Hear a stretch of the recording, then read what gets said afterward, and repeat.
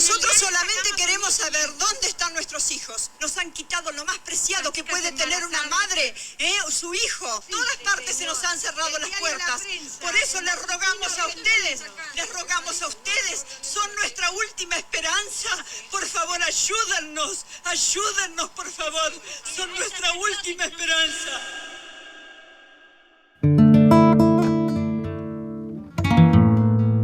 La voz que acabamos de oír constituye un desgarrador testimonio grabado durante el Mundial de Argentina 78 por un equipo de la televisión holandesa. Han pasado 45 años, pero esa voz, esa madre de la Plaza de Mayo, sigue resonando en su demanda de dignidad y justicia, de memoria y reparación para los 30.000 desaparecidos de la dictadura militar. La celebración de aquella Copa del Mundo bajo un régimen torturador y asesino supondrá uno de los episodios más negros del fútbol de siempre. Pero no será el único vínculo entre el balón y esa dictadura. Porque entre sus miles de víctimas, además de muchísimos aficionados y jugadores amateurs, también se contará algún futbolista profesional. Como Claudio Tamburrini, arquero de Almagro y protagonista de un maravilloso informe en Movistar Plus. Hola, soy Raúl Román y este caso me interesa.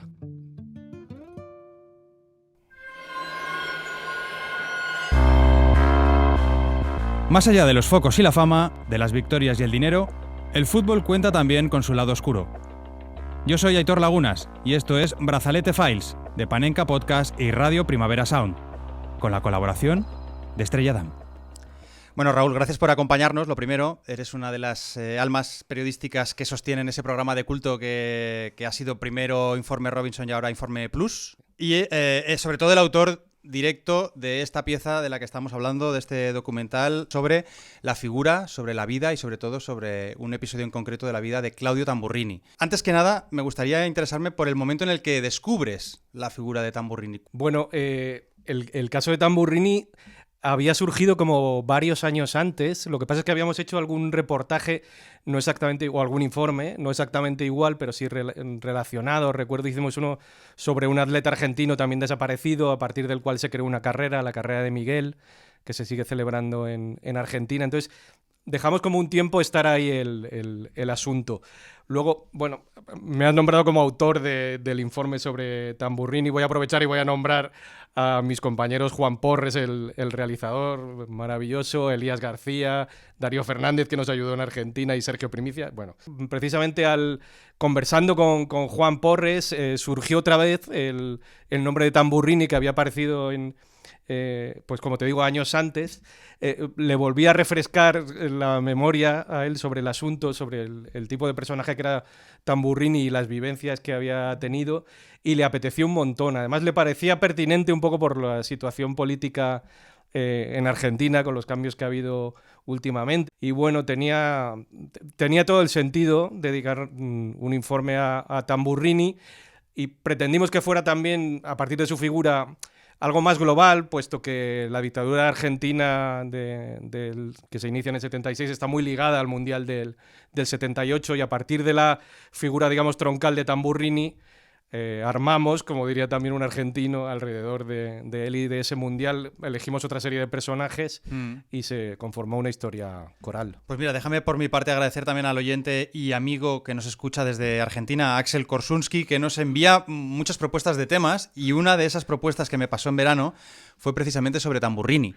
Y cuando empezamos claramente a pensar en qué temas iban a ser los de esta cuarta temporada de Brazalete, aparece el nombre de Tamburrini. Hago una cosa muy sencilla, que es ir a buscar en Google, y ya Google me dice que una semana antes se ha estrenado el documental en Movistar. Así que qué mejor motivo para tenerte aquí, Raúl, y para que nos digas ya de partida quién es Claudio Tamburrini, o más bien, quién es Claudio Tamburrini hasta el 23 de noviembre de 1977. Pues Claudio Tamburrini es primero, digamos, por las mañanas y los fines de semana es un portero de fútbol, portero del Club Almagro, y por las tardes es un estudiante de filosofía en la Universidad de Buenos Aires. Para el año 76, Tamburrini está jugando en el Club Almagro, que es un club del barrio de Almagro, en la segunda categoría del fútbol argentino. Claudio había empezado jugando en un equipo que se llama Ciudadela, de su barrio. Había jugado en las categorías inferiores de Vélez Sarsfield, y en ese momento pues se disputaba, digamos, la titularidad en este club con un portero veterano que los más frikis del fútbol a lo mejor les suena, que se llamaba Piazza, Hugo Piazza, que hablando de fútbol con Claudio pues dijo que, bueno, que a pesar de esa pues rivalidad aprendió bastante de él, ¿no? Él, ya te digo, alternaba la titularidad con él. Y poco antes de que se produzca su rapto o su captura, había estado jugando de titular. Él escribió un libro que se llama Pase Libre, en el que cuenta toda su historia, y en el libro arranca con el dolor de haberse tragado, entre comillas, un gol de falta unas semanas o unos días antes de ser raptado. Entonces, bueno, eso es lo que te puedo decir de Claudio. No llegó a debutar en la máxima categoría del fútbol argentino, pero sí que se puede pensar que lo podría haber hecho, desde luego. Tenía un futuro por delante y era bastante joven. Le gustaba mucho Hugo Gatti a él, porque le gustaba mucho jugar con los pies a Claudio. Sí. Bueno, también era esa escuela. Claro, una figura que probablemente marcó a muchos porteros en Argentina en ese momento. Te preguntaba específicamente por el 23 de noviembre del 77. Los oyentes y las oyentes ya habrán intuido que es una fecha claramente marcante dentro de la biografía, porque es el momento en el que es raptado, capturado, detenido y trasladado a la mansión Seré. ¿Qué es la mansión Seré?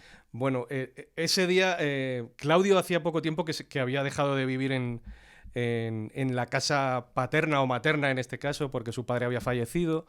Entonces vivía en otro lugar y con una compañera, ¿no? Una novia que tenía entonces Claudio. Le van a buscar después de pasar por casa de su madre. Esto no lo contamos exactamente en el informe, pero a su madre la amenazan, parece ser, incluso con hacer algo a la hermana pequeña de Claudio, que en ese momento se encuentra en la casa, y finalmente se ven más o menos forzadas la madre y la hermana a dar la dirección nueva en la que se encuentra Claudio. Los miembros del ejército que van a por él, antes creo que matan a un perro en casa de su madre, de forma pues gratuita y violentísima, y van a por Claudio.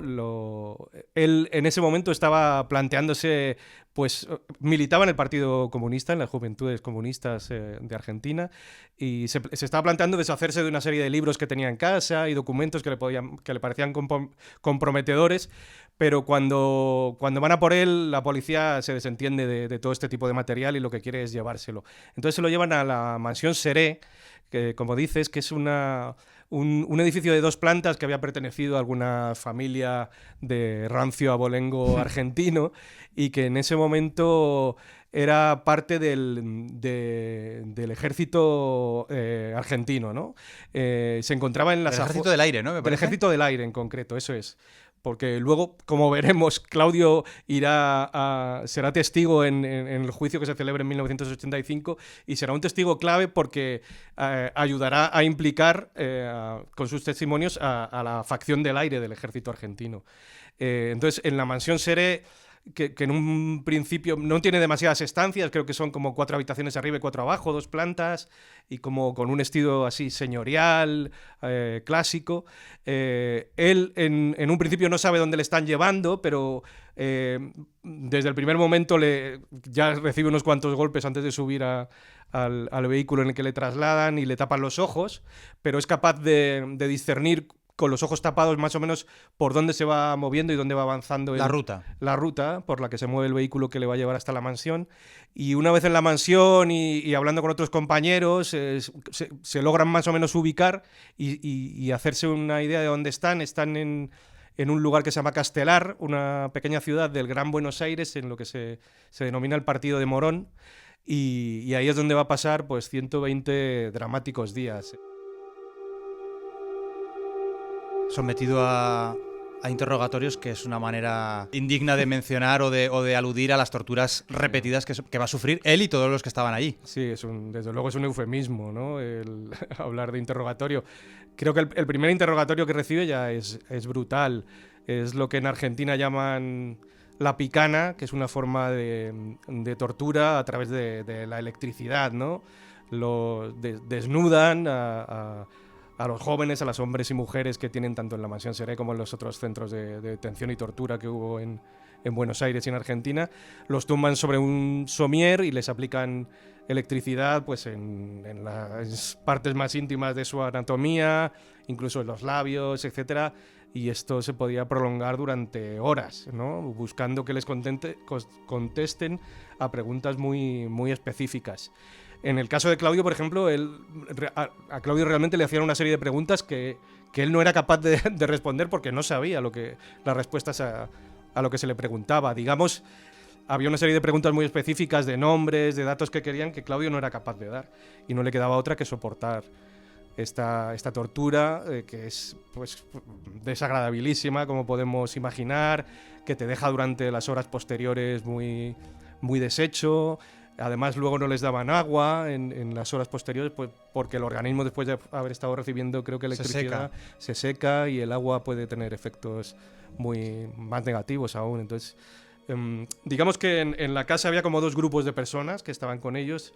Unos eran los guardias, propiamente dichos, con los que sí que podían establecer como una serie de conversaciones y que en un momento dado los guardias sí que se podían como apiadar o poner en el lugar de estos jóvenes. Pues incluso Claudio relata como alguno de ellos le ve como con la edad de su hijo y se apena de ver cómo están ahí. Pero luego estaba lo que se denomina la patota, que sí que era el grupo encargado de estas prácticas de las torturas, y donde había personajes pues un poco que, pues como vemos en las películas, uno podría ser el poli bueno, otro el poli malo. Bueno, con la patota el diálogo y la conversación era mucho más complicado, ¿no? Claudio, además, bueno, pues no es que fuera un futbolista famoso, pero sí que era conocido en la casa por ser arquero, por ser futbolista.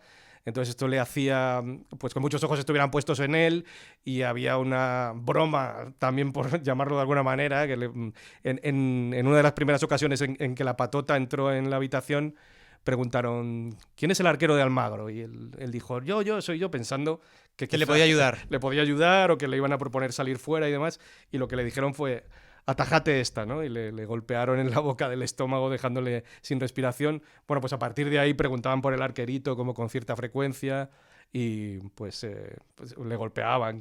Era una rutina más casi en la mansión, ¿no? Estamos hablando de 3 meses, casi 4 meses, que supongo que deberán de hacerse eternos. Además, ahora sabemos que fue ese tiempo, pero claro, en el momento en el que él estaba allí no tenía ningún tipo de certidumbre ni de cuánto iba a durar, ni de cómo iba a acabar. Pero esto acaba efectivamente el 24 de marzo del 78, es decir, hemos hablado del 23 de noviembre del 77 como una fecha marcante, pero la del 24 de marzo me pregunto si no será incluso más marcante en la biografía de Claudio. Eso es un giro absoluto en la vida de Claudio, ¿no? Además, bueno, digamos, como te he dicho, la patota no se empleaba contra los presos o los cautivos en Mansión Seré todos los días, pero sí que había pues una cierta frecuencia, e iban cambiando los guardias y los miembros de la patota.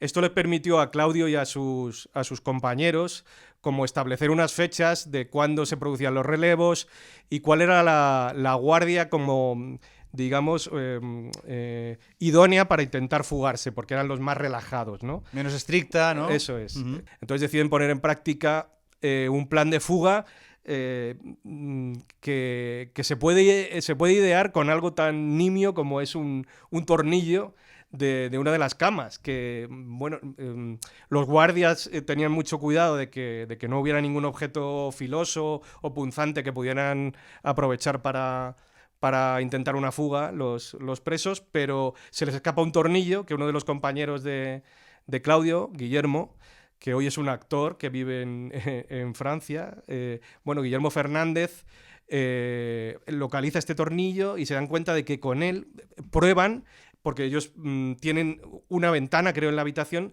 que no se puede abrir, está, digamos, como condenada, pero con el tornillo se dan cuenta de que lo pueden abrir. Y aparte hay una serie de mantas y sábanas en las camas con las que ven que desde la ventana, haciendo y anudando con fuerza las sábanas, van a poder fugarse. O intentarlo, al menos, ¿no? Entonces les va la vida en ello. Esta noche, que además, curiosamente, se cumplen 2 años del golpe de Estado, exactamente. La intervención de las Fuerzas Armadas ha constituido la única alternativa posible frente al deterioro provocado por el desgobierno, la corrupción y la complacencia.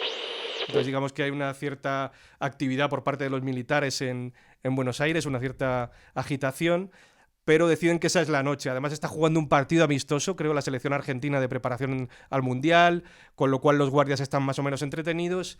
Y Claudio, Guillermo, Carlos y Daniel, que son los 4 jóvenes, totalmente desnudos y con barba de varios meses, sin afeitar, delgadísimos y desnudos, se logran descolgar por... ¿Manos esposadas? Manos esposadas, eso es. Quiero Alguno de ellos había logrado con el tornillo liberarse de las esposas.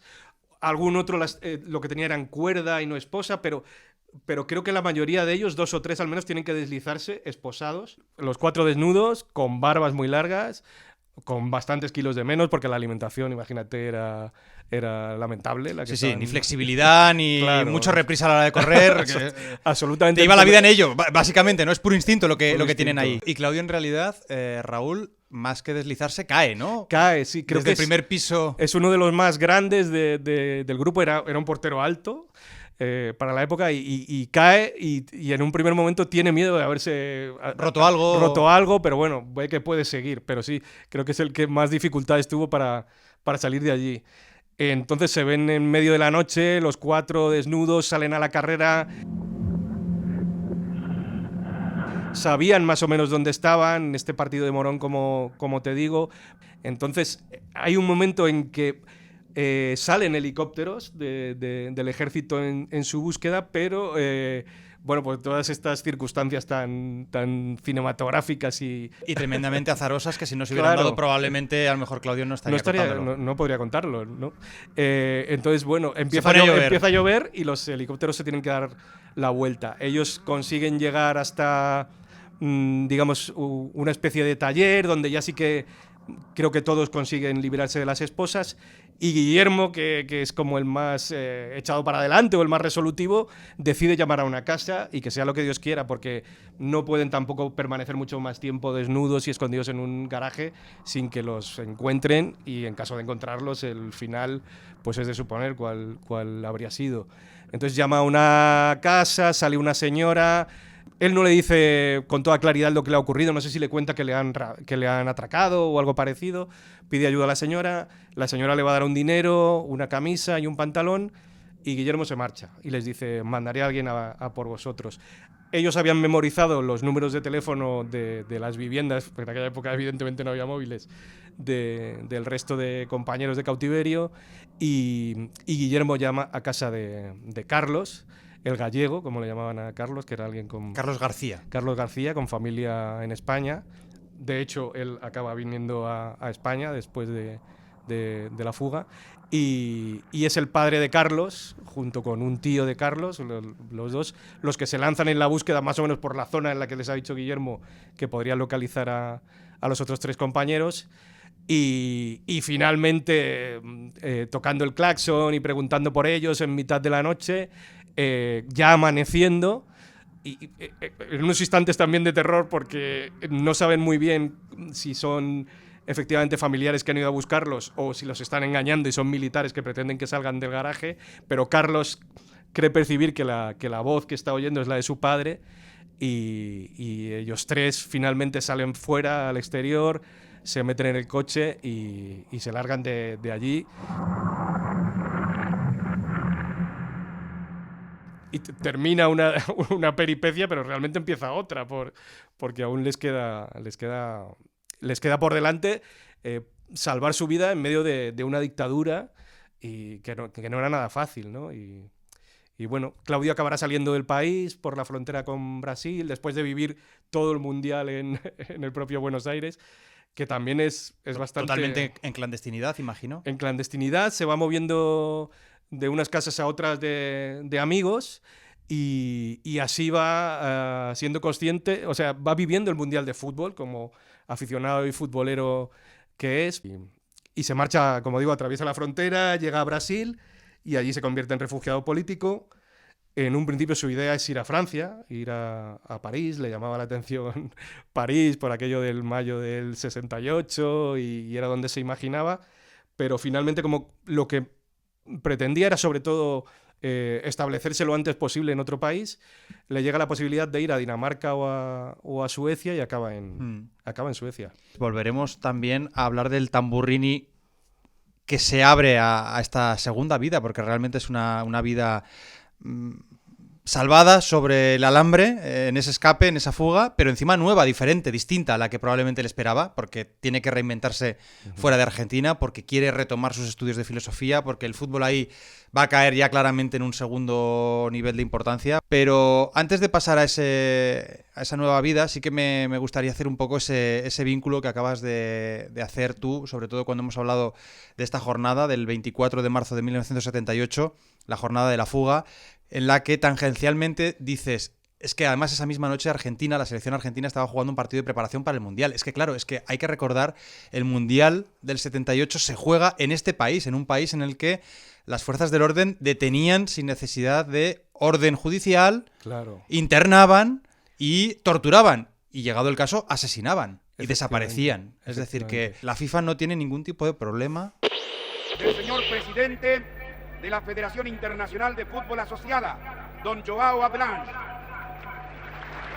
Gobernantes directivos de la Junta de la República de Argentina, autoridades civiles, autoridades militares. No siente escrúpulo a la hora de permitir que el Mundial del 1978 se juegue en este país, en esta Argentina, liderada por Videla y por sus militares, ¿no? Y me gustaría preguntarte a ti también, Raúl, si este es uno de los informes menos futboleros de los que habéis hecho, o de los que has hecho tú.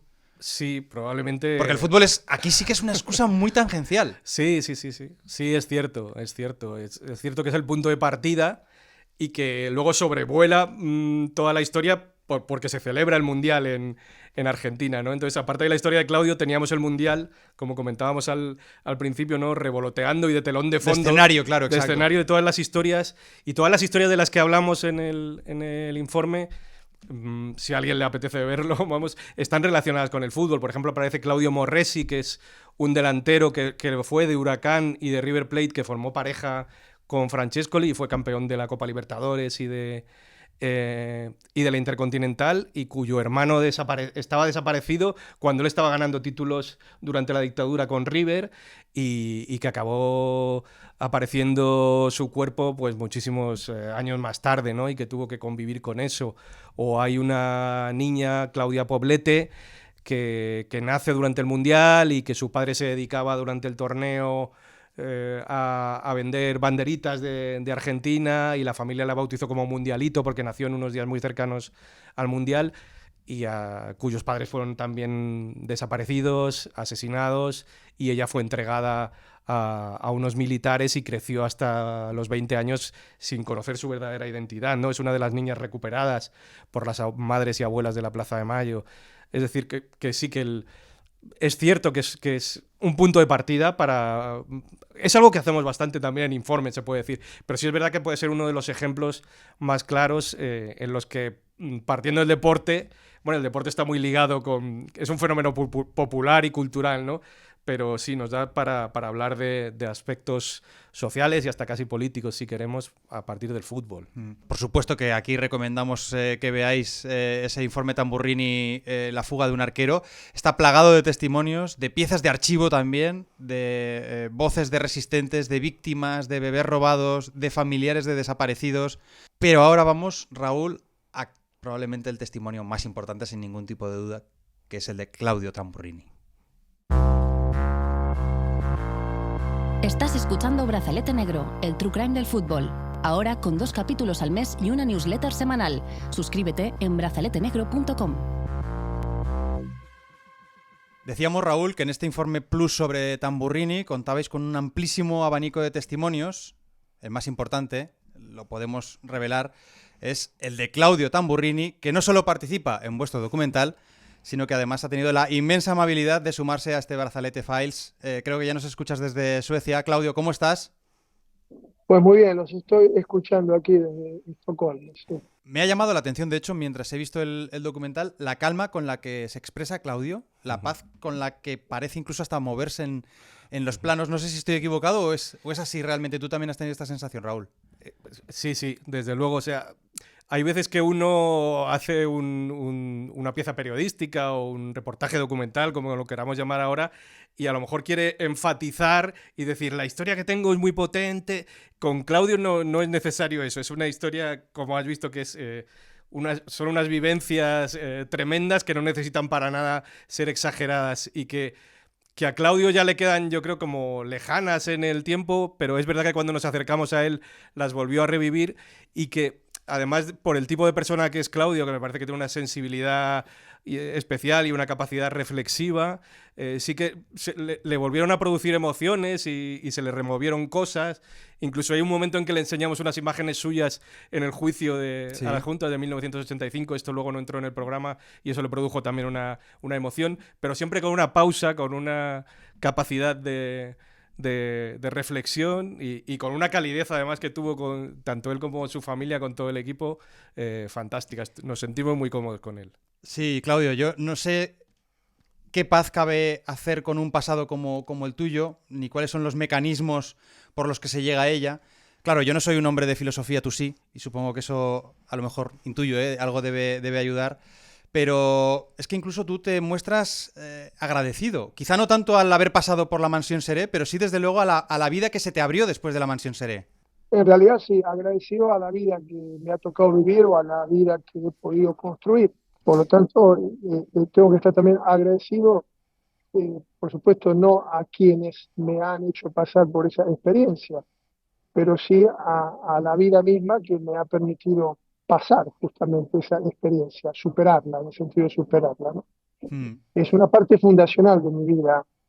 Los hechos que se describen, se muestran, se cuentan en la película son sin duda una parte fundacional de la vida que tengo, de la persona que soy, del círculo social en el que me muevo, de la familia que tengo. Todo hubiera sido diferente si no me hubiera pasado eso. A veces le explota a uno cuando uno se pone a pensar cómo hubiera podido ser la vida o qué vida no hubiera tenido de no ser por eso. Y en cuanto a ser filósofo, en realidad, el tener la capacidad de reflexionar filosóficamente sobre hechos así, yo no diría que facilita poder capitalizarlos, casi diría lo contrario, ¿no? Que reflexionar excesivamente sobre lo que le ha pasado a uno, como la tarea del filósofo es, en eso consiste, pienso que es contraproducente. Te decía, Raúl, Claudio, que mientras veía tu historia me llamaba la atención esa calma, ese control, ¿no? que parece que es natural en él.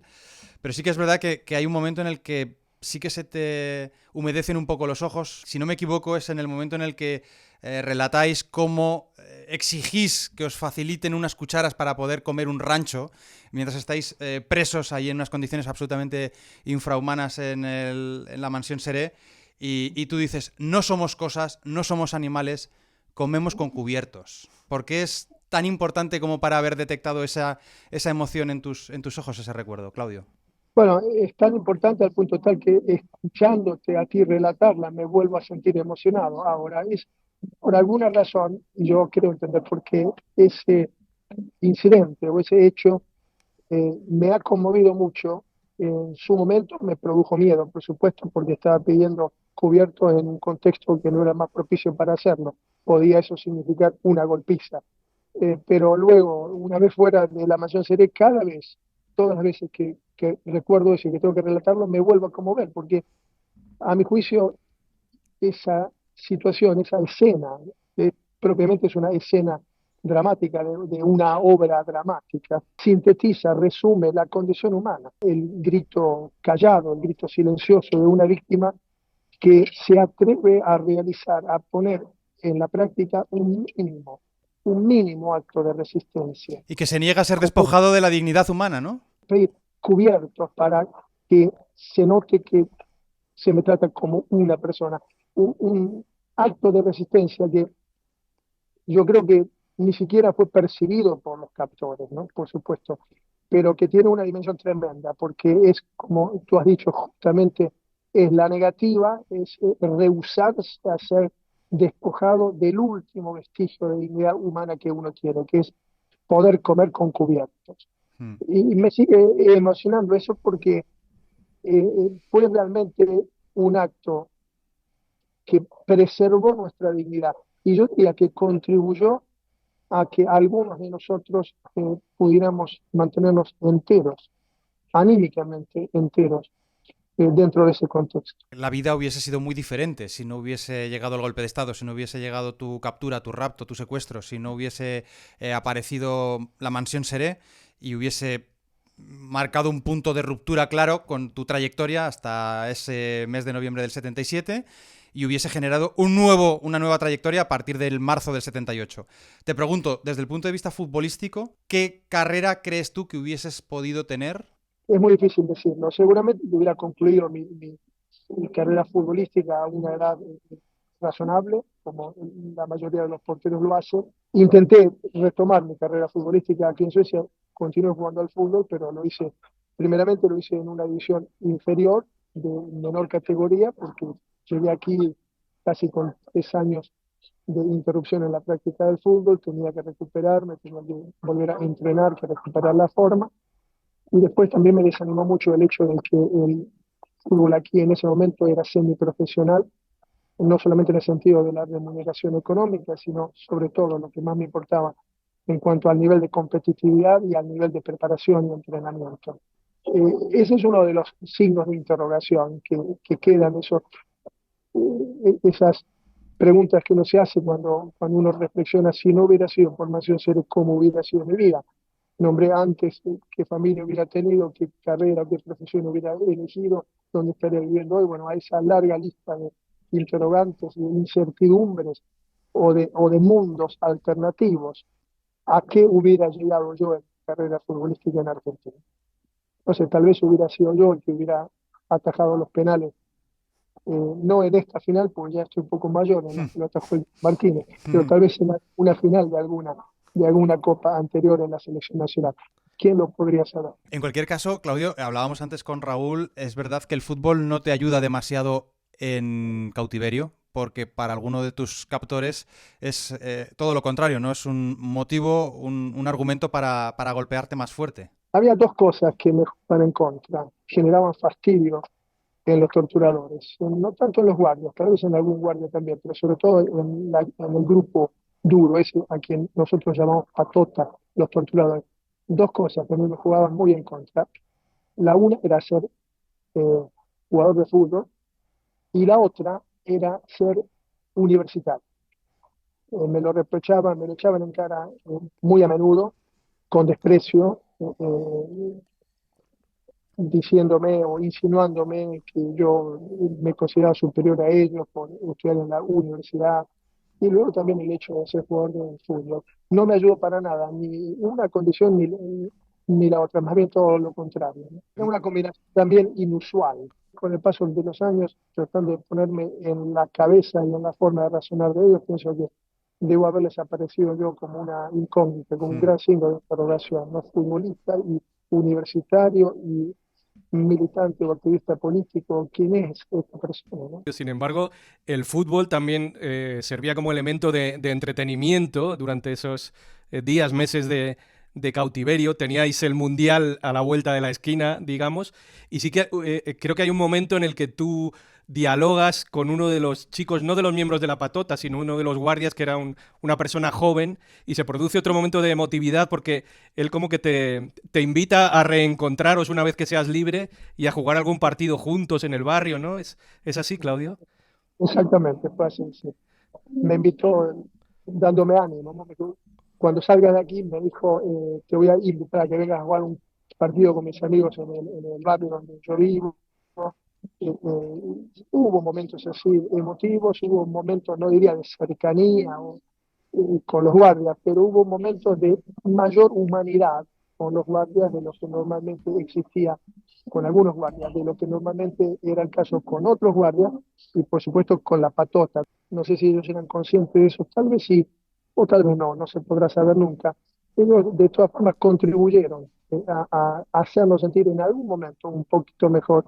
Hablábamos de ese contexto original, ¿no?, en el que tú apareces como portero de Almagro, pero es que el fútbol, como ahora apuntaba también Raúl, sobrevuela todo tu cautiverio y prácticamente también el periodo de la propia dictadura por la presencia de ese Mundial del 78. Pero antes quería recordar aquí ese partido 490 en la historia de la selección argentina, que no es otro que un Perú 1, Argentina 3, disputado en la noche del 23 de marzo de 1978. Es la noche en la que tú y tus 3 compañeros optáis por meter un clavo o un tornillo, ¿no?, procedente de un catre, de una cama, en una ventana que estaba cegada y salir a la libertad. ¿Cómo recuerdas aquella noche?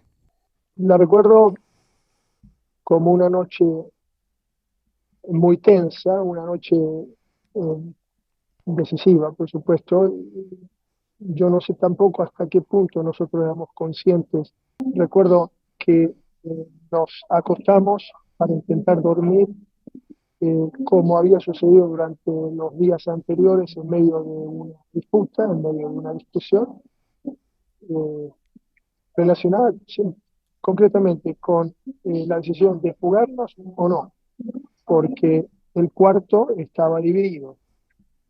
Éramos 2 que estábamos a favor de la fuga, que habíamos propiciado la fuga, y había otros 2 compañeros en el cuarto, y éramos 4 que estaban en contra, porque afirmaban que nos iban a descubrir y nos iban a matar.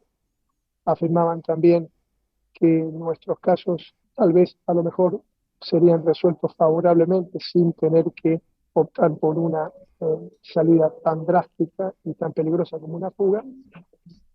Y en tercer lugar también argumentaban que no era correcto fugarse porque íbamos a dejar en los otros cuartos a los otros secuestrados, que no iban a poder fugarse con nosotros. El peso de dejar a otros compañeros en la mención serie.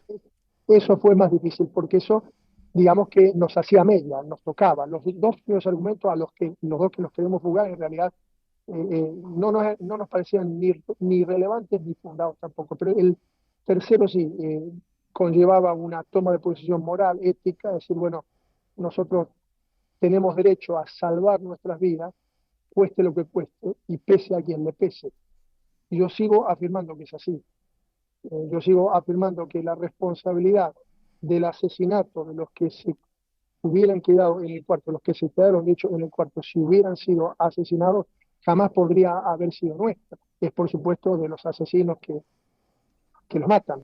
Ese litigio, esa discusión no se zanjó, no se resolvió nunca en ningún momento, sino que se resolvió simplemente en la práctica, de manera práctica, en el mismo momento en el que Guillermo y yo, que no habíamos podido dormir porque ya nos habíamos decidido por jugarnos esa noche, por lo tanto nos pegamos un ojo, los otros 2 estaban durmiendo, nos levantamos los 2 y empezamos entonces a meter el tornillo en el agujero de la manija de la ventana. De esa manera se zanjó ese debate o esa discusión, confrontándolos a ellos con el hecho consumado, ¿no?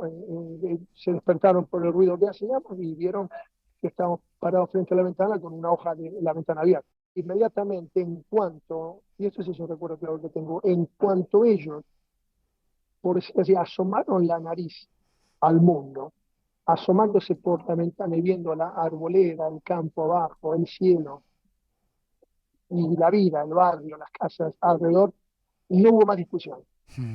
La crítica inicial que ellos expresaron en voz muy alta, demasiado alta, dadas las circunstancias, al despertarse, nos recriminaron: ¿qué están haciendo? Ustedes están locos, no tienen derecho a hacer esto. En cuanto vieron el mundo exterior esa noche, nos esperaba solamente a que nos lanzáramos a ella, se acabaron las discusiones, se pusieron a trabajar conjuntamente con nosotros, atando las colchas, haciendo guardia.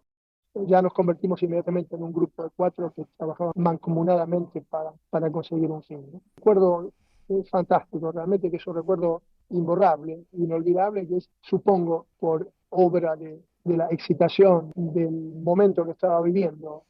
Me pareció en un momento, mientras hacíamos todo lo que teníamos que hacer, poder subirnos hacia la ventana, atar las colchas para poder bajar por las colchas. En el medio de eso, sentí como que estaba levitando, como que estaba viendo desde afuera de mí mismo todo lo que estaba sucediendo. Una sensación realmente recuerdo claramente, de excitación, de estar experimentando una vivencia muy especial, irrepetible. Tal vez que me parece que volví a experimentar solamente cuando estuve presente en el parto de mis hijos. Fue inenarrable eso. Y después el descenso por las colchas anudadas, y cuando ganamos la calle, y el momento en el que salimos corriendo por el campo circundante, unos 50 metros hasta llegar a la calle Lindera, y pasa un auto, un coche, por lo tanto nos tuvimos que tirar al suelo, ¿no?, para escondernos. Y yo tuve la reacción instintiva de girar la cabeza en el momento mientras estaba echado ahí en el suelo, esperando que el coche pasara para poder seguir corriendo, y giré la cabeza y vi la casa desde afuera con la ventana abierta y un haz de luz saliendo por la misma ventana por la que nos habíamos jugado. Esa también es otra imagen que tengo claramente grabada. Y ahí tomé conciencia. Yo creo que en ese momento tomé conciencia que la fuga había tenido éxito. Es una experiencia maravillosa. Maravillosa, pero al mismo tiempo yo siento pánico de escucharte. Es decir, sé cómo acaba la historia y a pesar de ello me acongoja, y supongo que en parte de esa experiencia que hablas tú, casi extrasensorial, Claudio, tiene que ver con la pura adrenalina de estar viviendo una situación en la que te estás jugando la vida literalmente. Sin duda, era la adrenalina que ocupaba todo el cuerpo, todo mi cuerpo era una caldera en ebullición de adrenalina. O sea, realmente fue un momento, es cierto, coincido, ¿no? Produce angustia pensar en una situación así. A mí no me produce angustia rememorable, porque esa experiencia soy en gran parte yo. No sé si conoces, estoy seguro de que sí, la mítica frase de Albert Camus, que decía que todo lo que sabía acerca de la moral y de las obligaciones de los hombres en muy buena medida lo había aprendido gracias al deporte, gracias al fútbol. No sé si para ti también el haber sido futbolista, y concretamente con ese asterisco especial que siempre tenéis los porteros, ¿no? Haber sido portero te supuso algo, te ayudó en algo, ni siquiera te sirvió para evadirte en algún momento durante esos 120 días de cautiverio. Es cierto que los porteros por lo general, son los pensadores de un equipo. No solo son el soporte, técnicamente hablando, el soporte futbolístico. Un equipo no puede llegar a nada, no puede conquistar ningún título si no tiene una defensa sólida, por supuesto, pero sobre todo un portero sólido, ¿no? Pero además los porteros han sido siempre, como tú comentas, por lo general los pensantes en un equipo, ¿no?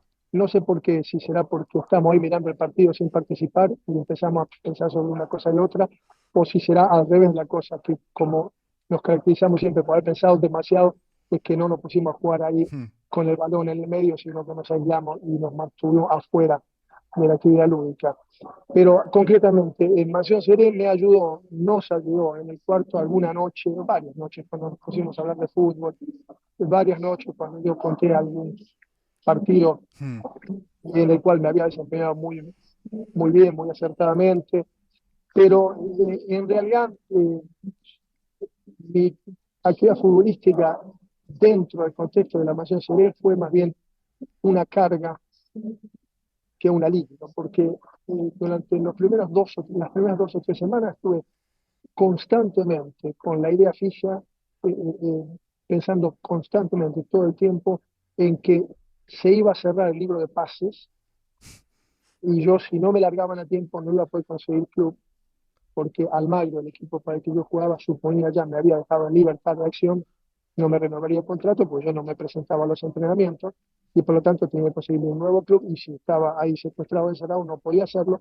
hasta que después, bueno, ya cuando me convertí en un prisionero ducho y experto, y cuando acepté incorporar la realidad en la cual me encontraba, y me dejé de lamentarme acerca de mi actividad futbolística ante la magnitud de los nuevos problemas que ahora tenía, después ya desistí, ¿no?, de esos pensamientos. Pero durante las primeras 2 o 3 semanas fue realmente una idea torturante esa, ¿no? Al punto tal que el libro que yo escribí, la novela testimonial, ese es el género que escribí, sobre el cual se basó la película después, se llama justamente Pase Libre, la fuga de la Mansión Seré, porque fue una de mis preocupaciones primordiales durante el primer periodo de secuestrado. Te agradezco enormemente que puedas y que quieras estar compartiendo con nosotros, con todos los oyentes y las oyentes de Brazalete, pues tu experiencia, que es una experiencia tremendamente impactante, sinceramente. Yo ha habido algún momento que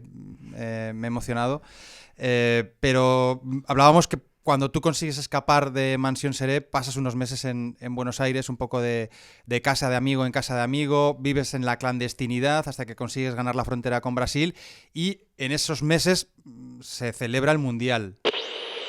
Habla el teniente general don Jorge Rafael Videla.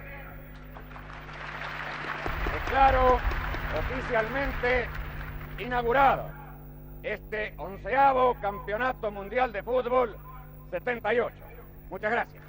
Yo no sé cuál es la relación que tú tienes con Argentina 78. Dentro de Mansión Seré, mientras estábamos secuestrados antes de la fuga, hablamos mucho sobre el Mundial 78. Lo veíamos como una posibilidad de que se aliviaran nuestras condiciones de cautiverio.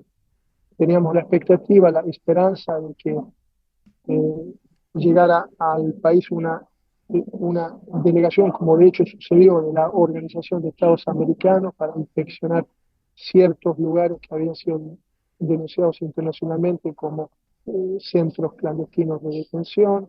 Eso se hizo, nosotros no notamos ningún aligeramiento, ningún alivio en nuestras condiciones de cautiverio, tal vez porque nos jugamos el 24 de marzo del 78, tal vez faltaban, era un poquito temprano todavía, el Mundial estaba cerca, pero no tanto, tal vez. Pero luego una vez afuera, yo seguí viviendo escondido en casa de compañeros, amigos de amigos que aceptaron cobijarme y protegerme durante el tiempo que yo necesitara, por una parte psicológicamente, para atreverme a salir a la calle, pero también hasta tanto se pudiera constatar que las condiciones en las que yo podía salir eran seguras. Yo estuve 2 meses más en cautiverio voluntario, por decirlo así, en casa de amigos, de amigos de amigos, sin salir a la calle, realmente en cautiverio voluntario, hasta que llegó el Mundial. Y en ocasión de otro partido con Perú, no el 3-1 del 23 de marzo, la víspera de la fuga, sino el 6-0, que lleva a que Argentina pueda disputar la final de la Copa del Mundo contra Holanda después. Hasta ahí Kempes, entra Kempes, ¡gol! Recién en ese partido acepté salir a la calle para festejar el triunfo de Argentina. Empujado casi literalmente por las personas que vivían, por la familia que vivía en esa casa y por los vecinos de ellos y algunos familiares que se juntaron en esa casa, todos un grupo de 10 o 15 personas para salir a festejar.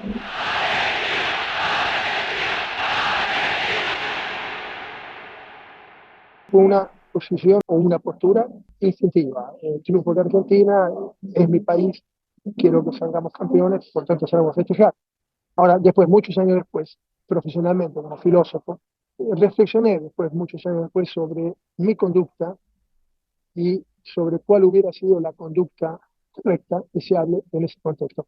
Y termino por concluir que actué correctamente con lo que le había sucedido en ese momento a la gente, al pueblo argentino en general, que había estado encerrado, acorralado, más que encerrado durante 2 o 3 años antes, luego del golpe militar, sin poder ejercer sus derechos políticos ni sus derechos civiles, sin manifestaciones callejeras, sin ningún tipo de expresión política. En el contexto del Mundial, que sin duda fue un intento, o fue implementado como un intento de la Junta Militar para lavarse la cara en el concierto internacional y para adquirir también apoyo interno en el caso de una eventual victoria, lo cual sucedió. En ese contexto, el pueblo argentino, la gente, empezó a salir paulatinamente para festejar los primeros triunfos. Salió muchísimo más masivamente cuando Argentina gana el partido contra Perú por las cifras abultadas que se necesitaban ganar, de la forma en que eso haya sucedido, y pasa a la final. Y a mí me pasó algo similar. Yo, recuperando el valor, no solo las ganas, sino el coraje, el valor para empezar a reconquistar la calle, como le pasó a toda la gente, y empezó a atreverse a salir a la calle, a atreverse a apoderarse nuevamente de los espacios públicos, diciendo: aquí estamos festejando el triunfo de nuestra selección, que es nuestra selección y no la selección de la dictadura militar. Y eso terminó en la final con el triunfo argentino, felizmente, y yo festejando con la gente, ya no en el barrio, en la zona, sino en pleno centro, donde es el punto de reunión tradicional de los festejos deportivos en Argentina, que es el Obelisco, escuchando, como yo fui testigo de eso, cánticos políticos condenando a la dictadura, ¿no? En medio del festejo popular. Por lo tanto, concluí muchos años después que fue lo correcto, ¿no? Ser parte de la empresa mundialista para meterse en ella y apropiarse de la fiesta mundial, quitarle la fiesta mundial del mundial a la dictadura. Y lo consiguió hacer la fiesta. Lo consiguió hacer. No voy a afirmar que el triunfo en el mundial y la recuperación de la calle, de los espacios públicos por la gente, fue la causa directa de la caída o de la retirada de la dictadura después. Pero el mundial fue una semillita que germinó y que hizo entender a la gente de que se podía salir a expresar a la calle, ¿no? Yo hice el mismo recorrido, la misma evolución. A partir de ahí, a partir de la final, empecé a salir a trabajar nuevamente, no como futbolista, sino en otras tareas, hasta que en un momento, bueno, decidí que por mi tranquilidad, por mi seguridad, era mejor marcharme del país.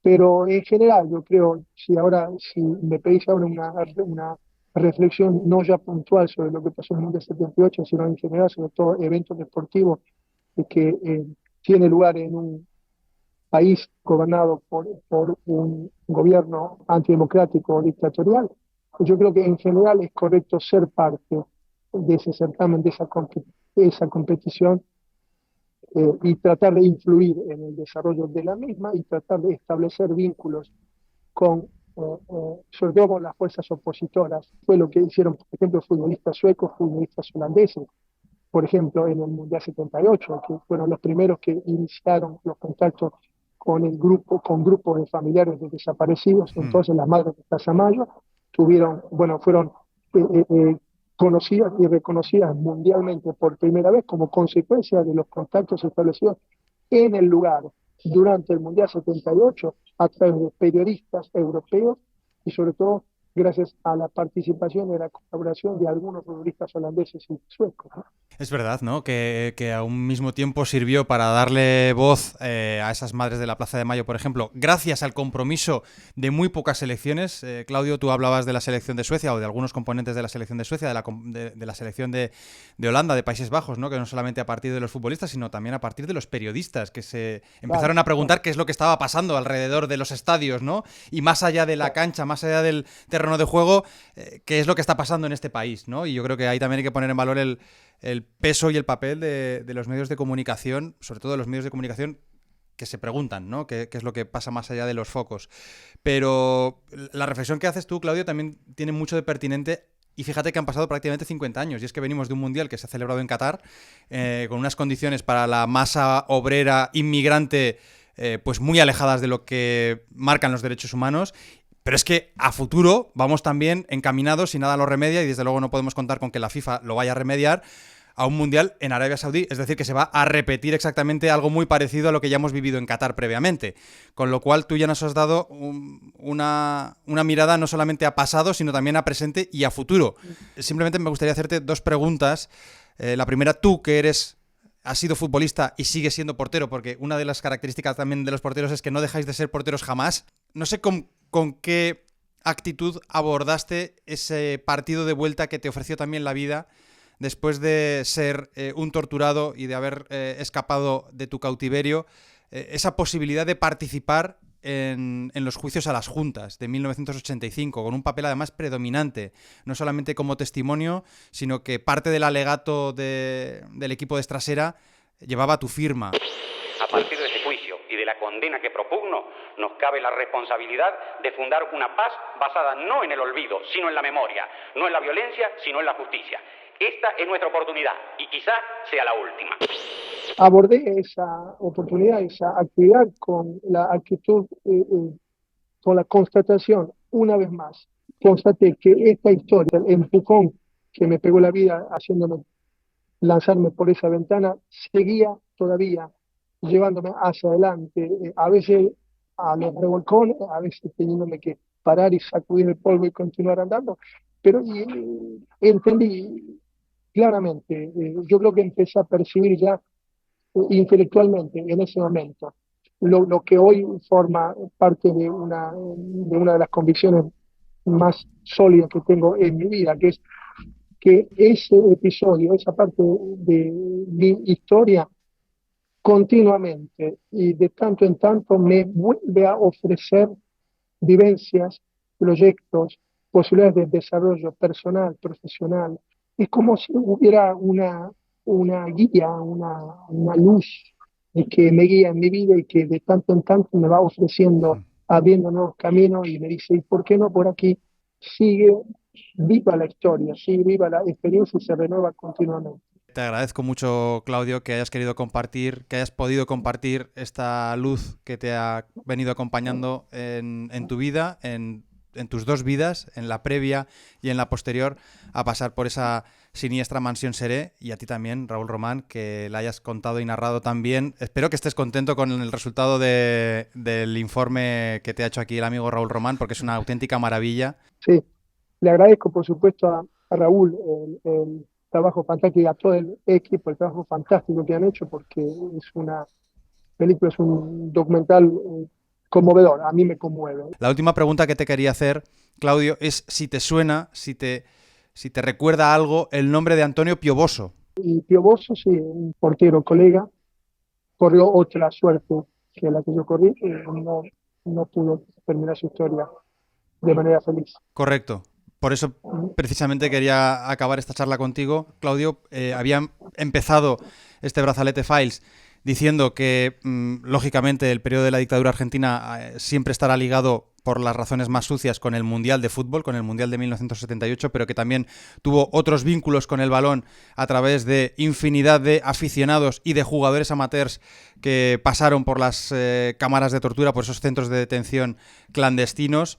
También algunos profesionales, como fue tu caso, jugador de Primera B, de la segunda categoría en el Club Almagro, y también de Antonio Enrique Pioboso, apodado El Tano. Fue un portero de Gimnasia, suplente del Loco Gatti, como tú bien recordabas, Claudio, y como escribió el gráfico, el jugador robado por los militares en 1977, pero también olvidado por el fútbol.